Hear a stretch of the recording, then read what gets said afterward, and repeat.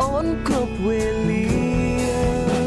ចង់ឲ្យអូនវល់វែងចិនបងតន់តែងរងតែឈ្មោះស្រង់ពងងារទោះជាអូននៅដល់ទីណាក៏ក្នុងចិត្តរៀមរាចាំតែស្រង់ជា